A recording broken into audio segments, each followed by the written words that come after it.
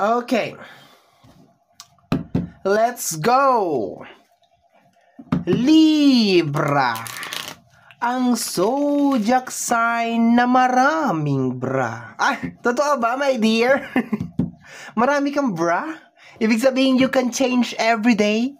Twice a day? 3 times a day? Sabi naman ng iba, Libra, ang zodiac sign na walang bra. Ano ba talaga? Maraming bra? Or hindi nagbra-bra?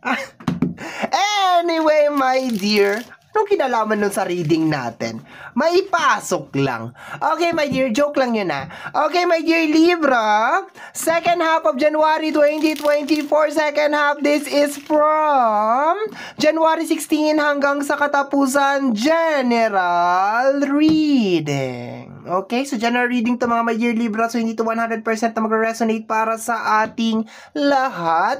So please, lower your expectation pagdating po sa mga general reading. Last shuffle na to, my dear. Mag-umpisa tayo sa oracle card. 3 cards galing sa ating oracle card.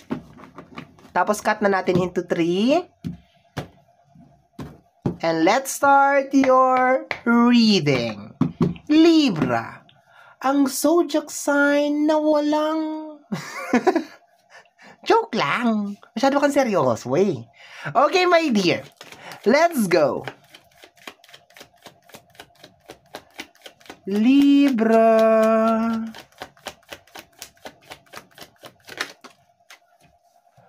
Okay, commitment. Okay, so... Parang meron ditong pagsubok, my dear.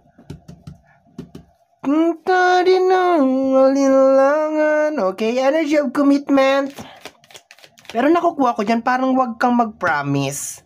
Pumapasok na energy ngayon, my dear, wag kang mag-promise. Iwasan mo mag-promise, parang ganun. Okay? Stop making commitment, parang ganun. Okay? Next natin dito is merit making. Okay? Merit making is more on offering. Di ba parang ganun? Yun ang nakukuha ko na energy. Teka, i-combine ko yung energy nila, my dear, ha? Parang wag mong i-offer, yun ang nakukuha ko, wag mong i-offer. Kasi normally, pag itong merit making, may kinalaman sa usapin ng spiritual, kung yun yung lumalabas na energy, my dear, which is hindi ganun ang lumalabas ngayon, my dear, mag-offering ka, gumawa ka ng mga offering, and normally, nag-offering tayo sa energy ng spirit para matupad yung mga pangarap natin. Pero hindi ganun ang nakukuha kong energy dito sa dalawang card na to. Ang nakukuha kong energy dito, my dear, is wag kang gumawa ng commitment. Huwag mong i-offer yung sarili mo. Parang gano'n na nakikita ko dito na energy. Okay, tingnan natin yung last card. Last card, last Christmas. I give you my heart. Sabi ko na loss. Sabi ko na, my dear. Sabi ko na, Barbie. Okay. So, sinasabi dito, my dear, huwag kang mag-promise second half of January 16 hanggang sa katapusan.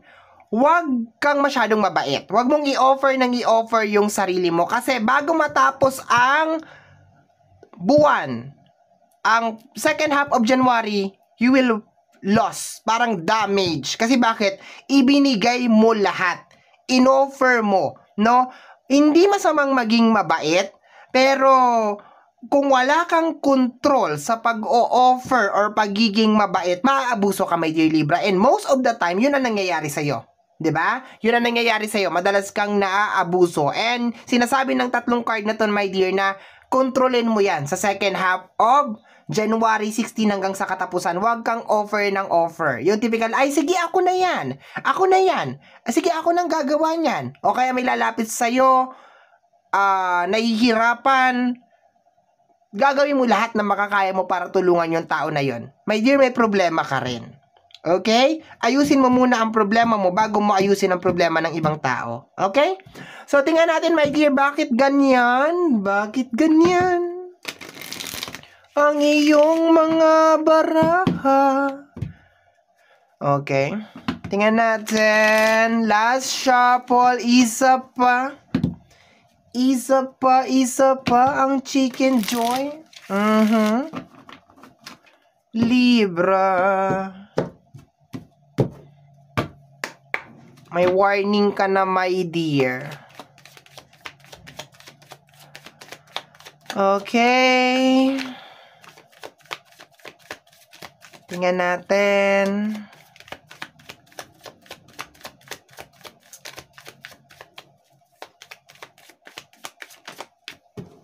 Ano to? Empress, you need to learn, my dear, from your mistakes. Okay?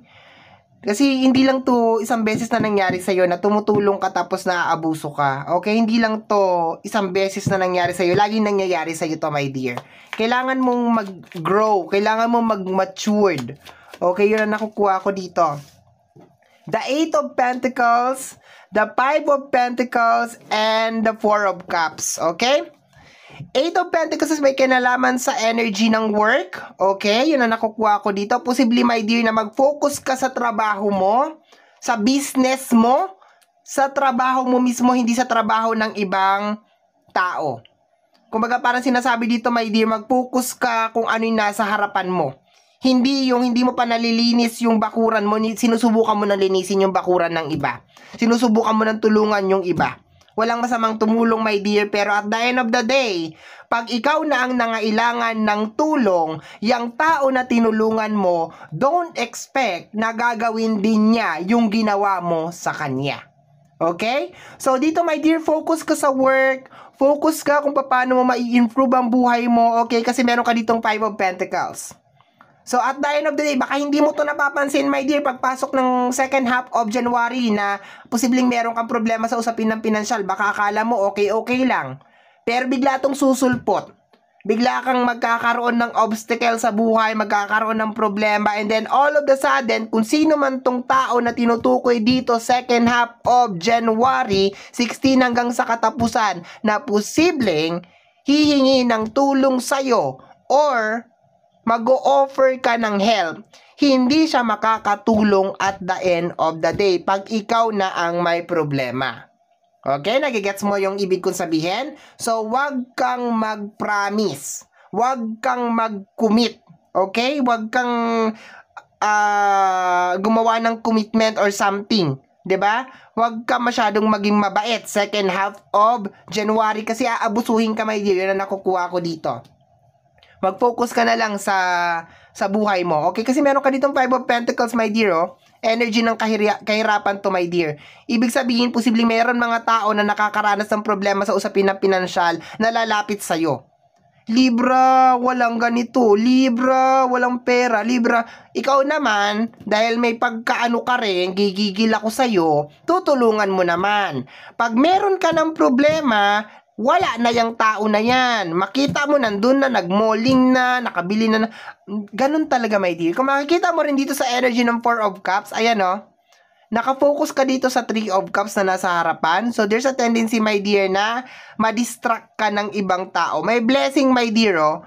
Grab mo tong blessing kasi there's a tendency, my dear, na pumapasok yung mga blessing, my dear, second half of January pero hindi mo napapansin kasi maraming mga madadramang tao sa paligid. Maraming mga eksenadorang tao sa paligid. Okay? Let's go. Okay? Diba? The 10 of Sword. Makakaramdam ka ng matinding pagod, my dear, bago matapos tong buwan na ito.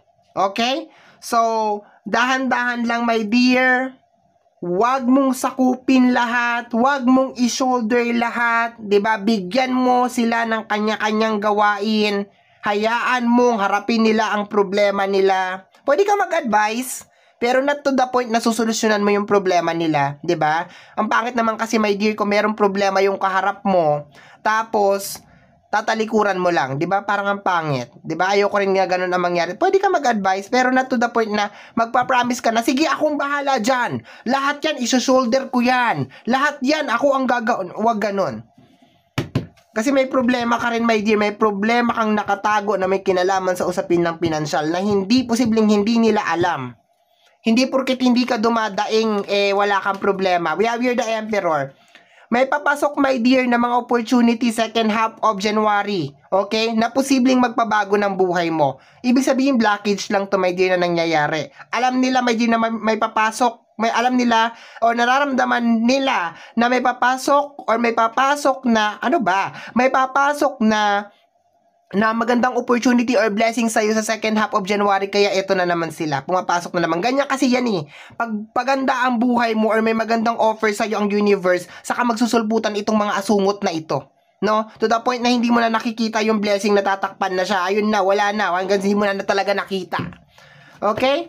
But so far, my dear, merong papasok, my dear, na posibleng job, offering, pera, na posibleng magpapayaman sa iyo, my dear. Ayan na nakikita ko dito kasi Emperor energy siya.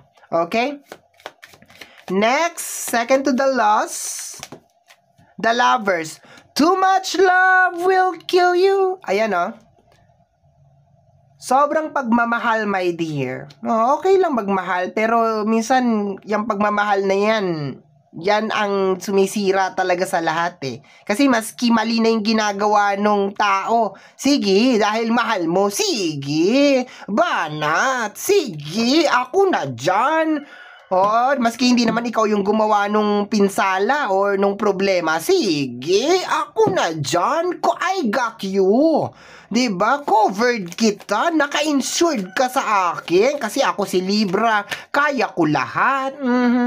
Dami dami nahulog Okay, babasahin ko to, my dear.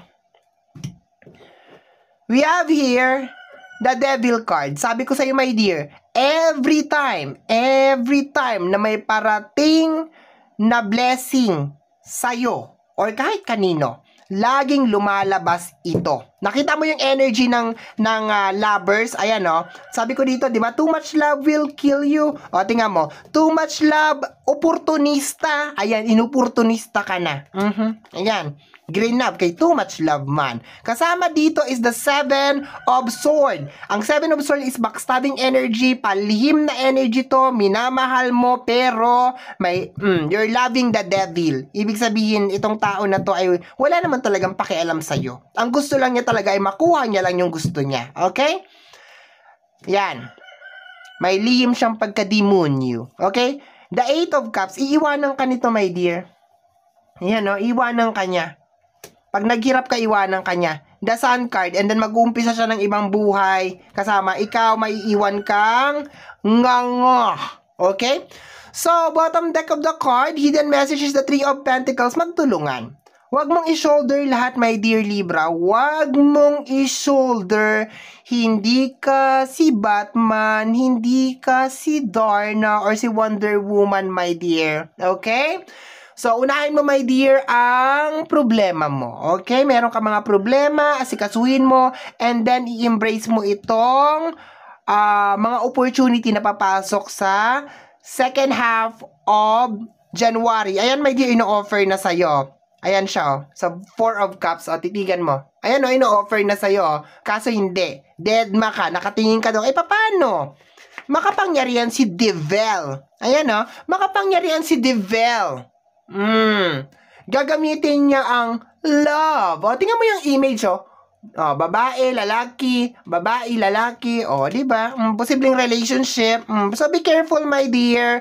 Be careful sa mga tao na nasa paligid mo. Be careful sa mga taong minamahal mo. Okay? Kung kanino mo binibigay ang iyong effort. Okay? Ang iyong tiwala. So, my dear, yan ang reading mo para sa yung second half of January 2024. Somehow, my dear, kung nagustuhan mo to, especially kung napadaan ka lang, don't forget to subscribe. Pakiclick po ang notification bell para ma-update ka sa aking mga upload. And like and follow po ang ating ibang social media platform. Free to like, free to share sa lahat ng ating mga videos, mga my dear. Once again, my name is RJ, also known as Apo J. Maraming salamat po. And until next time, bye-bye. Thank you, my dear.